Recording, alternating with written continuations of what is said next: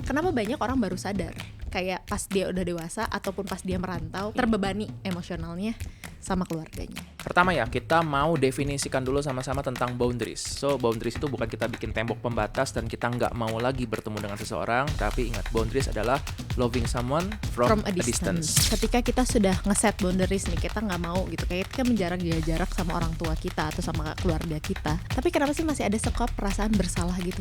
Rasa bersalah itu harus ada, karena Kalian penasaran sama kesehatan mental? Yuk cari tahu bareng-bareng di podcast Ruang Tunggu. di podcast Ruang Tunggu, kita tuh nggak cuma menunggu, tapi juga mencari tahu. Asik. Yuk, mulai syuting dulu. Udah siap semuanya? Siap. And action. Kita hari ini mau menunggu sambil ngomongin tentang boundaries lagi. Banyak nih request masih bingung ternyata untuk batasin boundaries kayak gimana. Terutama menurut aku tuh kayaknya ini spesifik banget sih tentang keluarga. Keluarga. Yap. Iya. Kita udah pernah bahas boundaries dengan pasangan, udah Ya, pernah udah dengan pernah. teman, udah. Sebenarnya keluarga juga udah pernah sih yang sama Anissa Steviani. Oke. Yang TIC yang tentang Financial ya. financials. Iya, boleh kalian kalau belum nonton cek di sini. Nah, hari ini tuh aku mau bahas tentang emotional boundaries. Oke. Ini sih temanya yang aku dapetin dari rambutan ya. Oke, Jadi berarti kita ada penanya nih ya, penunggu yang bertanya. Ini sebenarnya banyak yang nanya, cuman jadinya di-compile sama tim jadi satu cerita, satu kisah yang kebetulan menurut aku tuh bakal relate sama sebanyakan orang. Pertanyaannya kayak gini, halo kak, sejak kecil ibu sering menjadikan saya sebagai tempat bercerita mengenai konflik dengan ayah dan kakak. Awalnya saya merasa dipercaya, tetapi lama-lama saya merasa lelah, terbebani, terutama ketika ibu saya terus berkata, kalau bukan ke anak, ibu harus cerita ke siapa? Meski saya sudah menyampaikan bahwa saya tidak nyaman, kebiasaan itu tetap saja berlanjut. Akhirnya saya memilih menjaga batas demi kesehatan mental saya. Tetapi di sisi lainnya, saya tetap merasa bersalah karena beliau adalah ibu saya. Bagaimana cara menghadapi situasi seperti ini dengan sehat? Kompleks ya. Kompleks sebenarnya. Karena tapi boundaries ini kan kalau Iya, kita iya, ngomong iya. tentang teman ya tinggal bilang, enggak, maaf aku nggak bisa. Tapi begitu variabelnya diubah jadi ibu ya, kan Iya. nggak nyampe hati nih Atau ngomong kayak kakak. gitu. Keluarga sendiri. Keluarga sendiri gitu. Jadi aku yang pingin tanyain tuh karena ini juga relate ya buat aku gitu, karena keluargaku juga sering membebankan kayak emosional ke aku, kayak bercerita ataupun apa gitu, sebenarnya harmless gitu, mereka cuma ingin bercerita, pingin menumpahkan aja. Tapi ketika aku sudah dewasa itu terkesannya harmless, tapi ketika aku masih kecil gitu dan sebenarnya nggak ada tanggung jawab ke situ, kan kita juga jadi kayak bingung gitu loh, kayak Oke. harus ngapain, harus nanggepin, sedangkan kita aja anak kecil, apalagi misalnya masalahnya ekonomi atau masalahnya percintaan yang kita nggak tahu solusinya apa, tapi kan kayak dikasih beban yang sangat besar. Dan Betul. aku pingin bahas hari ini tuh akibatnya kayak gimana sih, Oke. akan rambutnya sebelah kayak gue gitu.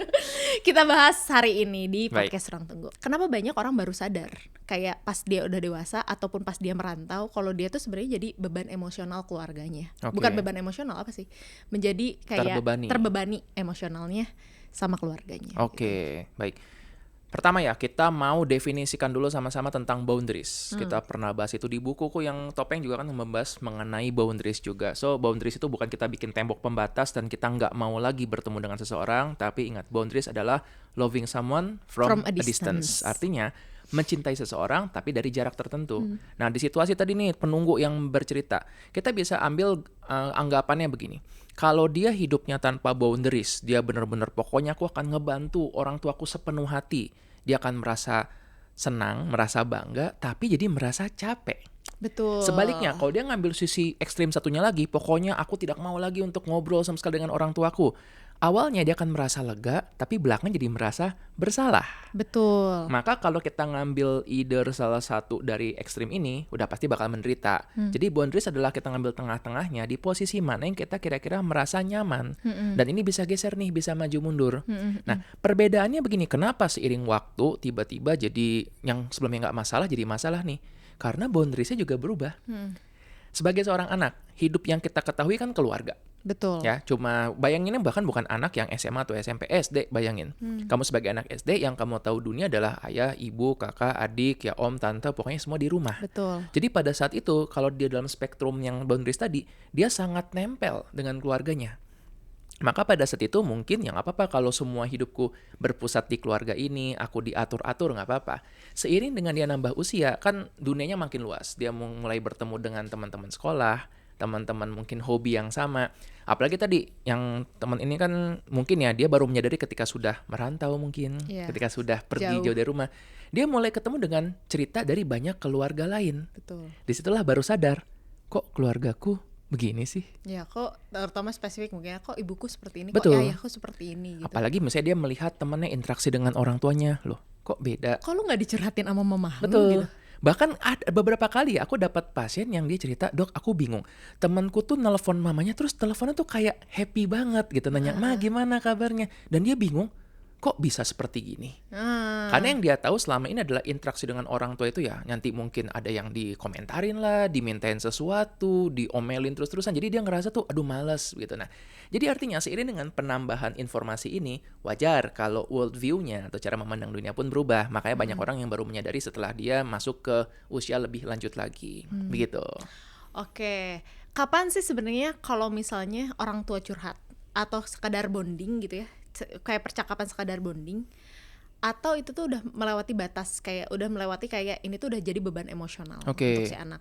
Nah, ini kita akan bayangkan ngobrol sama teman aja ya. Ketika kita mau untuk cerita sama teman, kapan sih ini sesuatu yang masih curhat normal, yang mana yang trauma dumping. Nah, Iya. biasanya sih ada beberapa pembedanya. Yang paling jelas adalah pertama ada izin atau tidak gitu kan. Kalau misalnya kita mau ngobrol sama teman kan, lagi ada waktu nggak? Ada izin dulu tuh. Lalu kita memberikan kesempatan bagi teman kita untuk menyatakan iya atau tidak. Dan juga kalau diperhatikan kalau kita ngobrol curhat yang setara ya, itu ada timbal balik ya.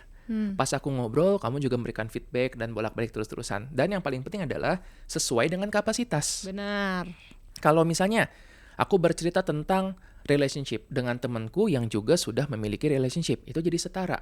Tapi kalau misalnya aku cerita tentang, ya ini aku lagi susah nih, bisnisku lagi merugi 3 miliar. Ke temanku yang misalnya bahkan nyari kerja pun susah. Itu kan nggak sesuai kapasitasnya. Betul. Nah, sekarang lihat, dalam konteks keluarga, ini yang sering dilanggar. Pertama, tidak ada izin. Karena langsung kan buka pintu, papa kamu tuh ya, bla bla bla bla. Nah, belum sempat saya belum memberikan izin nih. Tapi kalaupun kita bilang, maaf ma, aku nggak bisa ngomongin, kamu juga sama aja. Nah, jadi tadi nggak ada timbal baliknya itu. Jadi udah tidak mendapatkan izin atau konsen ya untuk bicarakan itu. Kedua, tadi dia nggak mendapatkan kesempatan untuk timbal balik, hanya jadi tempat untuk trauma dampingnya saja. Dan yang ketiga, yang tadi mirip dengan masalah dalam ngobrol itu, nggak sesuai dengan kapasitasnya. Jadi seringkali yang terjadi seorang anak yang masih kecil, bahkan prapubertas ya, belum puber, tiba-tiba dibilangin papa kamu tuh selingkuh bla bla bla bla, nggak setia. Ini bahkan dia nggak bisa memahami konsep tersebut. Betul. Gitu kan. Jadi akhirnya ini yang membuat seorang anak jadinya dari kecil tuh sudah mendapatkan informasi yang begitu banyak, overwhelmed dengan itu, tapi nggak pernah bisa mengolah dengan baik. Akibatnya nanti deh di masa depan dia mungkin baru menyadari bahwa wah ternyata aku dulu harusnya nggak perlu mendengarkan ini, tapi sudah terlambat karena damage-nya sudah ada buat dia. Oke. Apa kan sering nih ya ada orang tua yang melakukan pembelaan. Kayak misalnya ya aku kan cerita ke anakku biar anakku belajar dari kisahku. Misalnya kayak gitu. Tapi kan sering kali anak tuh bukan jadi belajar, jadinya kayak mikir oh semua pria sama saja atau enggak oh semua wanita sama aja. Dia juga belum tahu konsep yang mana yang salah dan mana yang benar gitu. Betul. Terkadang juga dia cuma mendengarkan dari satu sisinya saja gitu. Entah dari sisi ibunya atau dari sisi ayahnya atau dari sisi kakaknya atau dari sisi adiknya gitu. Yang mana sebenarnya kapasitasnya kan nggak segitunya ya, bukan terapis gitu, bukan terapis keluarga. Menurut kamu apakah ini bisa berpengaruh dengan istilah dia dewasa sebelum usianya? Nah, menarik nih. Di buku Topeng aku ada membahas juga mengenai itu argumen dari keluarga yang mengatakan ini nih anak dikerasin supaya dia jadi kuat menghadapi masa depan. Betul. Dan di situ aku mengatakan bahwa argumen sebaliknya adalah anak tidak perlu menjadi kuat. Dia perlunya menjadi aman. Betul. Dia perlunya merasakan aman dalam rumah karena nanti untuk jadi kuat itu tugas semesta nanti dah di masa berikutnya. Tapi waktu dia kecil yang dibutuhkan adalah merasakan aman terlebih dahulu. Jadi tadi kalau misalnya ada orang tua yang mengatakan ini biar kamu belajar, Dari bentar, dia butuh nggak belajar itu saat ini? Betul. Yang dia butuhkan adalah belajar bahwa oh aku merasa aman, aku dicintai, bukan belajar bahwa nanti nih yang namanya cowok bisa selingkuh, nanti kamu bakal ditinggalin. Agree. Nanti udah benar. gitu, pas dia udah dewasa, orang tuanya malah nanya, kenapa sih kamu belum punya pasangan terus? Padahal dari kecil udah diinstal programnya iya. untuk menghindari. Karena Betul. dianggapnya cinta itu sesuatu yang traumatik yang bisa Benar. melukai. Iya, padahal ibunya sendiri ditinggalin sama ayahnya misalnya ya, atau misalnya ngelihat sekitarnya kayak om sama tantenya. Kan kadang-kadang gitu ya, kayak keluarga di kita tuh kalau bikin kesalahan sedikit itu tuh langsung jadi kayak spotlight banget gitu. Emang ada yang kayak gitu? Coba tulis di komen. Kayaknya sih kalau Indonesia kan orang-orangnya ramah Ramah, iya, heeh. baik ya. Tutur katanya sopan. Kayaknya Betul. nggak ada yang kayak gitu yang kalau ada kesalahan dikit diomongin Di spotlight gitu. gitu, dikasih spot banget gitu. Padahal Itu kan anaknya tante kamu gitu, nggak ada kayak gitu ya kayaknya. cuman kan kadang-kadang tuh itu jadi kayak unfair aja gitu. Ketika seseorang tuh ngerasa kayak oh iya berarti gue di hidup ini nggak boleh bikin kesalahan sedikit pun, karena sekalinya bikin kesalahan lihat semua orang ngomongin kayak gitu, termasuk ibunya, termasuk Betul, ayahnya, termasuk siapapun gitu. Dan tadi ya, seorang anak butuh rasa aman. Betul. Dia nggak merasa aman di situ. Nah, ini juga jadi salah satu mungkin perdebatan ya. Kalau gitu, masa sih anak nggak boleh untuk diberikan satu tugas tertentu? Ya kan? Ya, Kita perlu bedakan tentang yang mana tugas yang sesuai dengan kapasitasnya dan yang mana tugas yang ini sebenarnya sudah melenceng.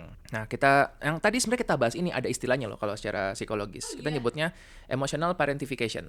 oh Ya, wow. jadi artinya seorang anak ini dipaksa tadi untuk menjadi sebagai orang tua, parentification, proses membuatnya jadi orang tua secara emosional.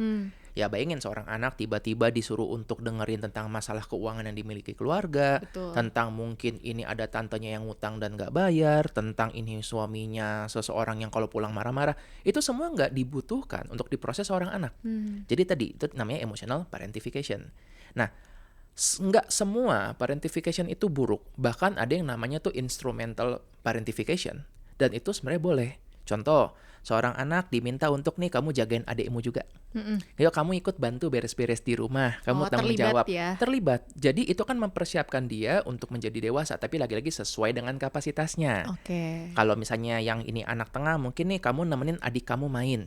Tetapi kalau sampai dia disuruh untuk nih kamu ajak nganter adikmu ke sekolah, tapi dia nggak dalam kapasitas bisa buat itu, bisa jadi tadi dia pun terbebani juga. Iya. Nah, makanya kita tetap mengajak melibatkan anak dalam mengurus rumah dan dalam sistem satu rumah, tapi jangan sampai membuat dia menanggung beban yang begitu besar di luar dari kapasitasnya. Ya, anggaplah seorang anak itu dia namanya kayak anak sekolah ya kan, dia bawa tas tuh.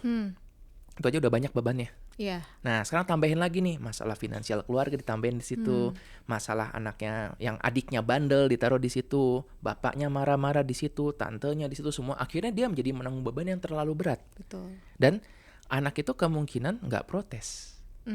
Ya kita sering kali bilang ya kalau gitu bilang aja nggak mau. Emangnya kita sebagai anak waktu itu bisa? Tahu Ya kan? dan nggak tahu loh kalau misalnya itu Nggak tuh tahu. adalah beban. Iya. Yes, dia cuma menganggapnya oh Hidup tuh memang ini. seperti ini, iya. Oke, menarik. Nah, aku pingin tahu kenapa sih anak tuh, kita kan pernah jadi seorang anak ya. Terus kita tuh selalu merasa kalau ekspresi atau emosi seorang tua kita tuh adalah tanggung jawab kita. Kayak di buku yang ketiga kamu Ya, sendiri ini kan bilang tentang parent pleaser. Yes. Kayak dan kenapa itu tuh bisa terjadi gitu? Kenapa anak tuh selalu merasa kayak ini tuh tanggung jawab saya gitu. Tanggung jawab aku, padahal kan kita nggak ada yang ngajarin gitu. Tapi kenapa anak tuh selalu ngerasa kayak oh iya aku tuh harus bertanggung jawab tentang kebahagiaan orang tuaku. Kadang-kadang diomongin sih secara eksplisit Oh, dalam iya, konsep yang bernama durhaka. Oke. Jadi tanpa sadar si anak ini menanggung beban yang demikian besar. Ya ini bahkan bahwa oh berarti kalau aku bikin kesel mama papaku aku masuk neraka gitu. Bisa seperti itu loh ya. Iya, Nanti di masa iya, depan iya, aku nggak bakal berkah. Nah, ini kan diinstal pelan-pelan waktu kecil yang mungkin tujuannya baik ya supaya anak ini jadi belajar tentang manners. Tapi kalau nggak diarahkan apalagi cuma dijadikan senjata, lama-lama anak juga jadi trauma juga dengan Iya, hal itu kan. betul. Nah, ada satu gini, kita bisa melihat sudut pandangnya adalah seorang anak ini kan memang nggak berdaya. Jadi dia butuh untuk bergantung pada seseorang. Tentu saja dia nggak bakal bergantung sama teman-teman ya. Nggak bakal anak SD bergantung sama circle-nya. Ya, dia akan bergantung pada keluarga. Betul. Pada orang tua, pada keluarganya. Di situ ada suatu konsep yang namanya tuh moral defense. Moral defense tuh mengatakan gini, seorang anak itu kan bergantung pada orang tua. Jadi menurut dia orang tuanya harus baik. Orang tuanya pasti baik. Betul. Artinya kalau tiba-tiba orang tuanya marah, nggak mungkin orang tua yang salah. Karena dalam moral defense dia, orang tua saya harusnya baik. Dia pasti baik. Kalau orang tua saya marah-marah, berarti salahnya bukan di dia. Salahnya di saya. Oke. Disitulah dia jadi merasa bahwa aku punya beban untuk selalu membuat orang tuaku dalam kondisi yang sebaik mungkin, semenyenangkan mungkin. Dan ini menariknya, pola ini nggak pernah diajarkan, tetapi itu sudah built in. Kemungkinan ya ini karena kan manusia dalam makhluk sosial. Kita hidup berelasi dengan orang lain, jadi pasti apapun yang kita lakukan selalu berpikir dampaknya bagi orang lain. Paling nggak waktu kita kecil kita berpikir ada insting seperti itu. Nah itu tadi yang membuat akhirnya dia merasa aku harus membuat gimana biar orang tuaku senyum, biar orang tuaku selalu bahagia, selalu ceria. Dan mungkin dia jadi menanggung beban yang sebenarnya bukan beban dia. Oke. Nih, aku mau nanya nih. Normalnya keluarga itu tuh sebenarnya orang tuanya harus punya support system selain anak atau enggak sih? Normalnya keluarga. Ya, normalnya manusia adalah makhluk sosial yang dia memiliki support system. Oke. Bahkan orang yang mengaku, aku introvert, aku nggak butuh juga. Tetap aja dia kan berarti butuh untuk membaca. Membaca yang nulis siapa? Gitu kan? Aku cuma butuh untuk di rumah denger musik lah. Itu musik kan butuh orang lain juga. Jadi normalnya manusia adalah memiliki support system tersebut. Cuma ada support system yang dekat langsung kelihatan dengan kita, ada yang mungkin jauh di sana gitu. Kayak misalnya dengan artis idola, itu kan sebenarnya bisa jadi in a way tanda kutip support system kita juga walaupun tidak secara langsung. Nah, benar jadinya problemnya adalah mungkin pada beberapa orang mereka nggak memiliki support system yang fleksibel. Dia cuma menganggap seorang ibu yang sudah tua misalnya, ya cuma anakku doang nih yang bisa aku berharap pada dia. Nah biasanya kita akan menyarankan, coba dengan lingkungan sekitar, mungkin lingkungan yang olahraga, senam yang udah untuk lansia kan senam tera, atau dengan biasanya tuh keagamaan. Biasanya kan bilang, nggak cocok. Jadi kalaupun ada pilihannya, dia nggak mengambil itu. Ini yang membuat beban semuanya akan diarahkan ke yang familiar. Lagi-lagi anaknya dan keluarganya. Exploit ya jatuhnya. Yes, dia akan mengeksploit apa yang sudah ada. Iya. Nah, makanya kita mengajak untuk membangun bahwa oke, anggaplah anak ini nggak ada, atau anggaplah si keluarga ini nggak ada. Kira-kira bakal kemana mencarinya? Banyak kok yang akhirnya mulai reconnect dengan teman-teman lama, mungkin dengan saudara-saudara. Kayaknya ya, mamaku tuh termasuk yang bagus tuh untuk Bagus coping banget, dengan iya. itu ya. Mama kalau lihat ini, hai ma. Gitu. Nah, karena dulu waktu abis papaku nggak ada, itu kan sempat bener kayak kehilangan banget. Karena Iya. selama ini hidup mamaku tuh terpusat di papa dan anak-anaknya. Lalu papa nggak ada, anak-anaknya sudah pada mandiri. Betul. Nah, ternyata mama itu menemukan support sistemnya dari teman-teman senam. Iya. Teman lingkungan, keagamaan juga, dan juga ngumpul dengan adik-adiknya. Iya. Nah ini malah aku sekarang melihat mamaku, wah ini kayaknya hidupnya tuh jadinya benar-benar hidup. Karena dia Iya. merasa jadi tidak kehilangan arah, jadi tahu nih harus ngapain. Dan itu menjadi peganganku untuk menyarankan kepada pasien-pasien yang bingung, misalnya kayak ini aku bingung kok ibuku jadi kayaknya hilang arah. Aku akan sarankan kembalikan saja ke yang paling familiar buat dia. Dan tadi itu kebetulan semua itu tentang keagamaan, tentang olahraga, senam, ataupun lingkungan keluarganya, itu bukan hal baru. Iya. Cuma seiring waktu kadang kita meninggalkan itu. Iya.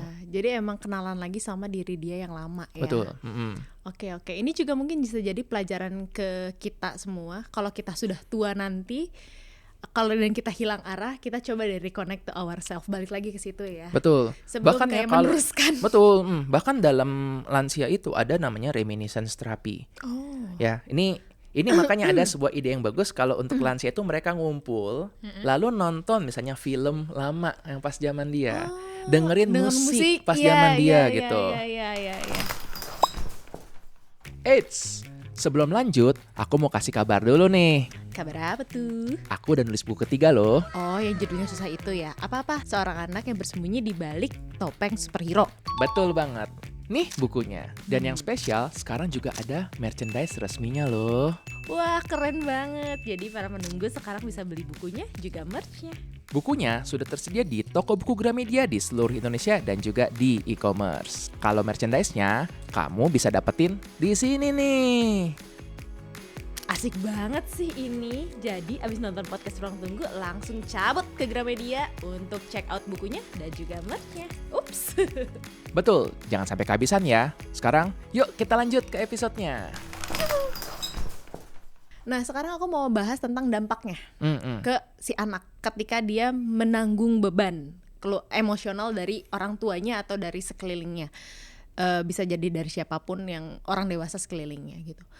Apakah dia akan jadi dewasa lebih cepat, atau dia akan terlalu berhati-hati, atau dia terlalu cemas? Itu dampaknya tuh bakal kayak gimana sih? Kalau pas dia masih anak-anak sih kemungkinan dampaknya ada tapi nggak kelihatan ya. Kan anak nurut-nurut aja gitu kan. Betul. Baru ketika dia mulai dewasa, mulai ketemu dengan orang-orang, mulai berinteraksi di luar dari keluarga, baru nih dampaknya ada. Yang sering terjadi adalah mungkin jadi sulit untuk mengatakan tidak. Karena selama ini dilatih di rumahnya tidak boleh mengatakan tidak. Nanti berkembang lagi jadi people pleaser yang selalu berpikir aku harus membuat orang lain senang. Kalau orang lain ini nggak senang, maka aku jadi merasa bersalah. Oke.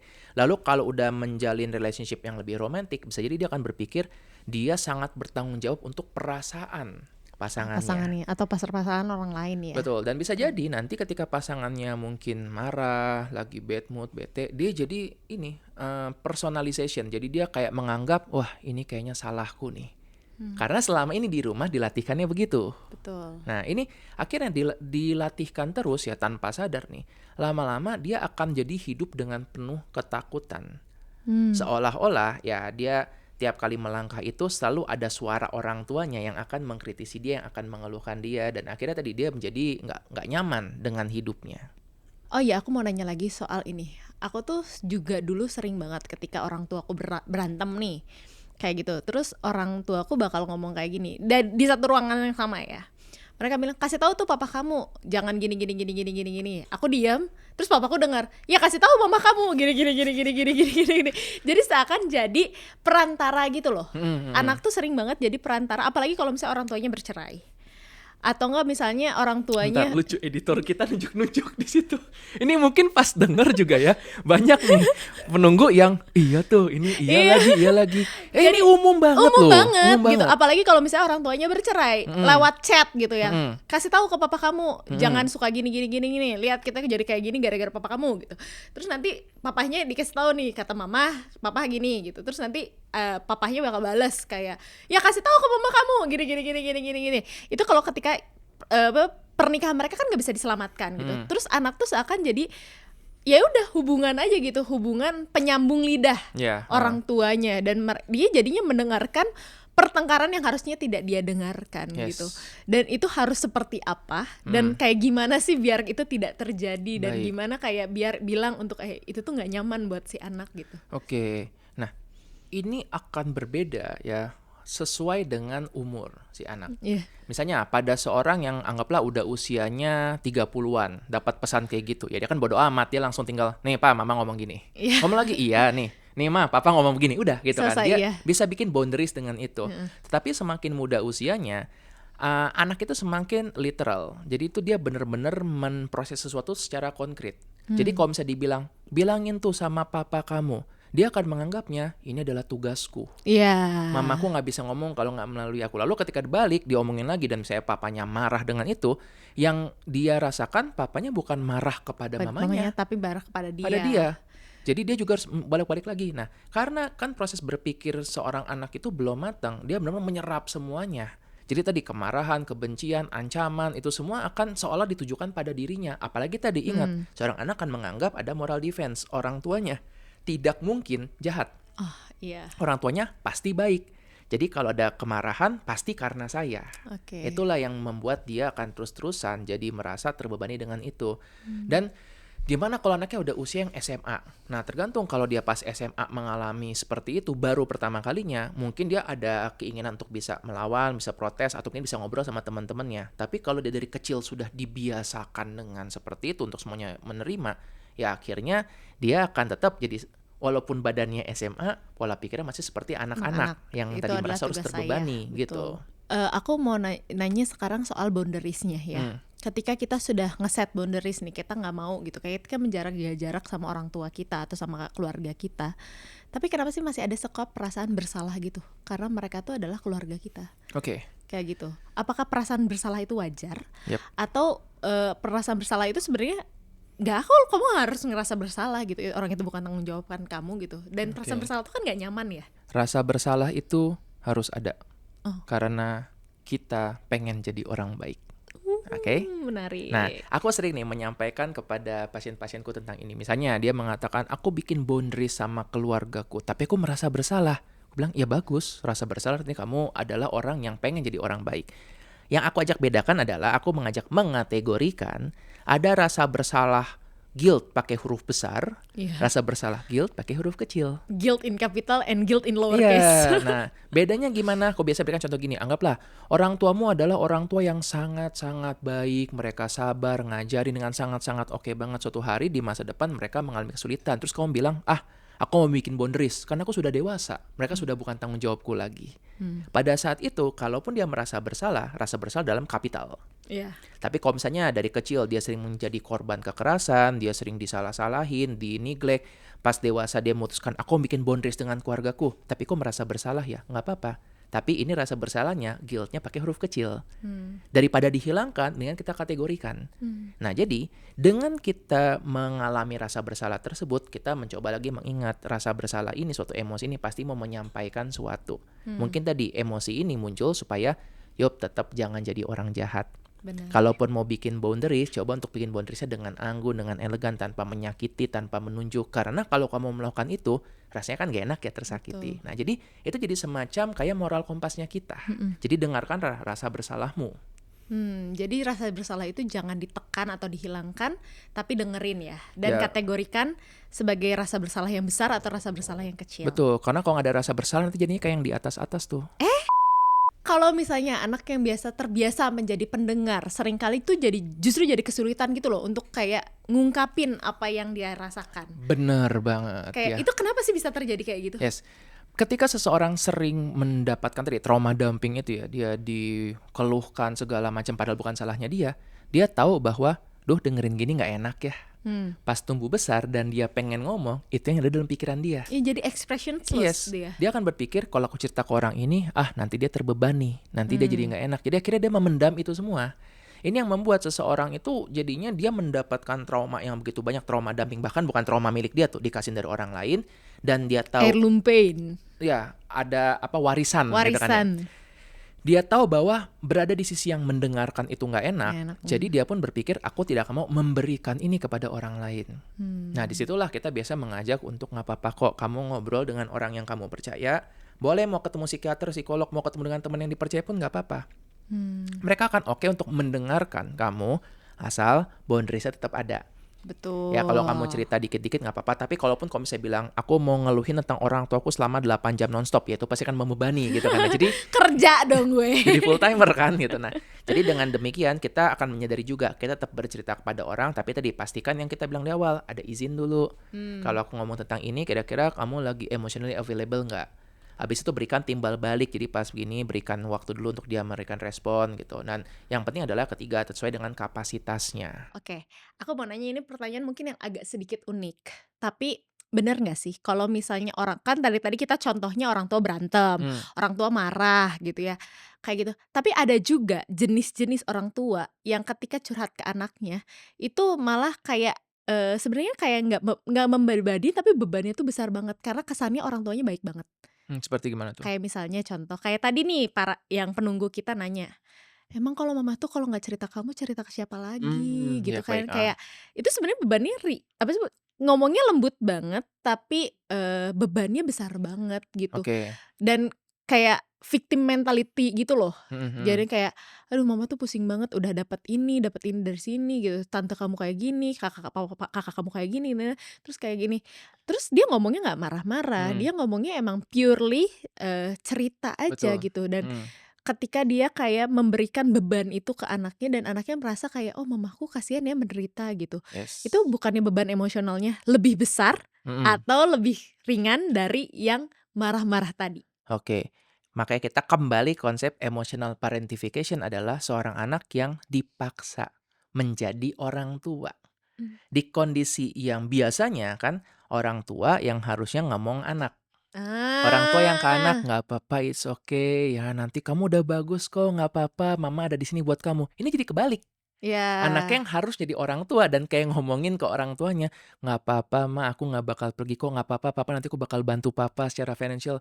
Itulah justru utamanya dari emotional parentification, kebalik role-nya. Dan ini bukan berarti emotional parentification itu buruk ya. Ada momen di mana mungkin orang tua kita lagi kondisi tidak baik-baik saja, kita yang perlu untuk ambil alih gitu kan, kita perlu untuk ngebantu dan itu nggak apa-apa. Waktu papaku sakit, waktu itu orang-orang yang dewasanya pada bingung semua, jadi aku sebagai anak ya kan jadi tanda kutip orang tua. Ya udah Iya. deh aku yang akan menentukan. Itu nggak apa-apa. Tapi akan ada momen di mana kita step down dari Hmm. posisi orang tua kembali menjadi anak. Hmm. Nah, pada kondisi tadi seringkali jadi kan nggak enakan. Begitu. Nah, mungkin ini analoginya sama sih. Anggap seorang anak yang minta dibelikan mainan oleh orang tuanya. Yang pertama mintanya dengan marah-marah. Gimana sih kok papa nggak beliin aku ini? Papa yang lain pada beliin tuh. Yang kedua, ya apa? Kalau papa beliin sih aku seneng. Tapi kalau enggak, ya nggak apa-apa deh. Aku bisa tahan kok. Nah, Iya. di situasi itu kalau sebagai bapak kan pasti malah nggak enaknya dengan yang kedua Kedua, nih. Karena mintanya betul. baik-baik. Tapi tetap itu kan memberikan beban juga. Betul. Gitu. Jadi artinya bukan tentang cara ngomongnya, tetapi peran yang diberikannya itu. Biarkan anak tetap sebagai seorang anak, biarkan orang tua jadi sebagai orang tua. Kadang-kadang mungkin perlu bertukar posisi sedikit sesekali nggak apa-apa, tapi kalau itu jadi suatu yang permanen, ada yang salah dengan sistem keluarga tersebut. Oke, menarik, menarik, menarik. Oke, kita masuk aja langsung ke jadi harus gimana sih? Oke, Jadi masuk ke sesi selangkah. Oke, sesi mengupas solusi kehidupan. Nah, aku mau nanya nih, kenapa harus jadi mulu kita? Ada 3 potong semangka nanti kamu bisa kasihin Baik. ya.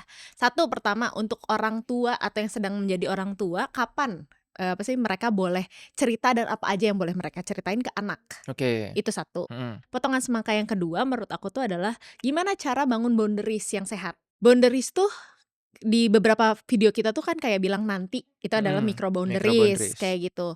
Nah, itu bisa nggak sih diterapin di keluarga gitu? Yang ketiga adalah kalau boundaries sudah disampaikan dan masih dilanggar, apa yang harus dilakukan? Oke. Pertama, potongan semangka untuk parents atau calon parents ya. Iya. Nah, apa yang boleh dibicarakan dengan anak, apa yang enggak? Ya sebenarnya ini common sense sih ya. Suatu hal yang misalnya berhubungan dengan relationship yang toxic, yang seksual, yang mungkin berhubungan dengan mungkin kayak hutang, mungkin anak tidak perlu mengetahui tentang itu. Ya, Boleh tahu kalau udah dewasa kali ya? yes, gitu. Kalau udah setara gitu ya? Dan kita selalu bisa kok untuk membicarakannya dengan cara yang agak dihalusin. Kita bisa bilang bahwa misalnya anak mau beli sesuatu dan lagi ada masalah financial. Nggak usah bilang, kamu nggak tahu apa kita punya uang utang 300 juta sama bank. Nggak perlu. Kita bisa bilangnya, oke, oh nanti ya kita sekarang lagi ini nabung dulu. Kan bisa seperti gitu. Gitu. Jadi nggak perlu terlalu eksplisit banget. Betul. Begitu.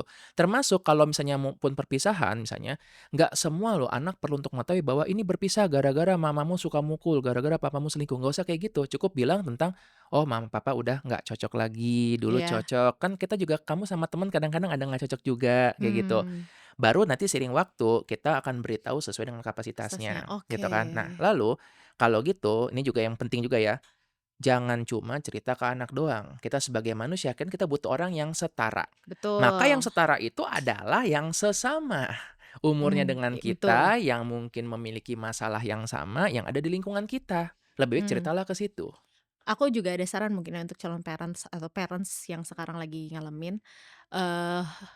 Aku rasa ya perlu journaling. Oke. Kayak kadang-kadang kita tuh cuman perlu kayak menuliskan itu keluar dari pikiran kita, lalu udah selesai. Kalau misalnya ngerasa nggak ada yang dipercaya. Satu lagi adalah terapi. Bisa. Going to terapi kalau misalnya kamu ngerasa takut aibnya kebongkar, aib keluarganya. Dan saran tambahan, journalingnya tolong jangan di sosial media ya. Ya, tolong ya. Itu in a way journaling juga, tapi ya dibaca oleh Oh, ribuan orang loh. benar, Ya, benar. journaling kan buat diri sendiri ya. Jadi tadi potongan semangat pertama mungkin kita rangkumnya menjadi pilih-pilih. Mau Iya. cerita apa dan mau cerita ke Ke siapa siapa. dan dengan cara apa. Nah, Tuh, setuju. Itu pilih-pilih. potongan pertama ya. Cukup besar potongan pertama. Ya. Yang kedua coba yang tentang boundaries. Oke. Kedua tentang boundaries, kita bisa tadi mungkin membuat micro boundaries dengan mengatakan, oh nanti ya kalau misalnya mau cerita lagi kita nggak bisa, nanti aku dengarnya nanti. Tapi kan nggak so efektif, apalagi keluarga. Maksud dibilangnya, Apalagi kayak misalnya udah di kamar nih kayak, iya. nanti aku mau belajar, kamu nggak mau dengerin mama. Nah, Gitu. itu tetap bisa dicobakan, tapi kalaupun nggak bisa, boundariesnya adalah dalam bentuk kamu memposisikan diri sebagai apa. Oke. Oke, yang jelas begini, ketika ada orang datang dan cerita ke kamu, belum tentu dia minta kamu memposisikan diri sebagai problem solver. Bisa jadi kamu cuma diposisikan Validator nggak sebagai validator mungkin. Oh gitu, wah parah ya. Udah gitu udah Gitu, cukup ya. tuh. Atau mungkin sebatas untuk mendengarkan aja. Hmm. Nah, jadi boundariesnya mungkin bukan dengan orangnya, bukan dengan topiknya, tapi dengan peran Perannya, yang kita oke. mainkan. Oh, that's good. Oke? Menarik menarik. Karena itu pun juga yang kulakukan ketika pasien cerita, nggak semuanya mereka datang untuk solusi. Kadang-kadang Hmm, mereka memang tahapnya mau untuk ngomel dulu, and it's okay, nggak apa-apa. Karena di mana lagi mereka punya tempat buat itu. betul. Nah, poin ketiga adalah yang pentingnya nih, ya, potongan semangat ketiga. Jangan lupa, kamu sudah diberikan semua sampah emosional tersebut, kamu Betul, pun perlu untuk mengolahnya juga. benar. Minimal yang ketiga, kembalilah ambil hakmu sebagai anak-anak. Oke, Anak-anak yang mau untuk main, untuk mengeluh, untuk cerita, ambillah peran tersebut. betul. Ya karena kalau enggak, kita terus dipaksakan menjadi dewasa, di orang tua, dan ya kita perlu akui kita nggak sekuat itu. Benar, Nah, sepakat. anak-anak itu bisa jadi nggak dalam bentuk yang merusak barangnya. Mungkin kita ngobrol, cerita, mengeluh itu nggak apa-apa loh. Itu kan yang dilakukan oleh anak-anak Normal juga. normal banget ya. Sangat-sangat normal. Kita bermain, kita pengen untuk, aku mau nyoret-nyoret ini, nggak apa-apa. Ya. Hmm, Jadi, kadang-kadang memang kita harus mendapatkan sampah emosional tersebut, dan mungkin kalian nggak dibekali skill seperti psikiater atau psikolog untuk memproses itu. Jadi ya nggak apa-apa, kamu terima sebentar, setelah itu perlu untuk dikeluarkan buang. lagi. Tapi jangan ditimpahkan ke orang lain. Iya, Oke, kita proses, latihan proses, atau menuliskan atau dibuang dengan olahraga dan lain-lain. Tapi jangan pernah melukai orang lain. Nggak pernah menjadi suatu pembenaran kita yang dilukai, kita jadi melukai oke orang orang lain. lain. Menarik menarik. Oke, mungkin sekian aja kali ya podcast Ruang Tunggu hari ini. Ini baru part 1 sih sebenarnya. Di Yes. part 2 tuh ada juga yang nanya soal para parasocials. Parasocial Gitu, relationship. tentang parasocial relationship yang dimana kita tuh ngerasa kita deket banget nih sama orang orang lain gitu atau orang asing lewat sosial media, terutama Hmm. artis gitu. Jadi kayak kita seakan tahu banget soal hidupnya. Kita bahas ya udah ini. Ada Jadi tuh, itu orang yang namanya Nago sama Jimmy tuh sering banget tuh message-message saya gitu, kayak berasa deket temen banget. gitu, berasa kenal gitu ya. Tolong ya Nago dan Jimmy ini. Ya berhenti ya message-message Andreas. Oke, sekian aja kali ya podcast Ruang Tunggu hari ini. Kalau kalian suka sama video ini, tolong di-like dan di-subscribe juga podcast Ruang Tunggu ini. Dan kalian boleh loh kirim video ini sebagai kayak, nih boundaries gitu. Buat keluarga kalian gitu. Kirim di WA grup keluarga kalian. Coba nih pelajari tentang boundaries dan komunikasi kepada anak. Ambil hak kalian sebagai anak di situ untuk mengeluh. Oke, sekian aja podcast Ruang Tunggu hari ini. Kalau kalian mau nanya-nanya atau ada masukan, silakan langsung di komen aja di bawah. Nah, kalau kalian nih suka sama podcast Ruang Tunggu dan mau support kita lebih banyak lagi, kalian bisa beli merch-nya di link yang ada di bawah. Di description box ada linknya, tinggal diklik aja. Kalian bisa beli pouch-pouch ini yang sesuai dengan segmen kita ya. Ada yang semangka, rambutan, durian, sama lemon gitu. Oke, sekian aja kali ya podcast hari ini. Dan nanti next time nih kita bakal bahas tentang para Social relationship. relationship. Oke, selamat menunggu Ruang Tunggu dan jangan lupa dengerin kita di Spotify. Bye-bye. Ingat, di setiap penelitian pasti ada ceritanya. Dadah. Selamat menunggu Ruang Tunggu.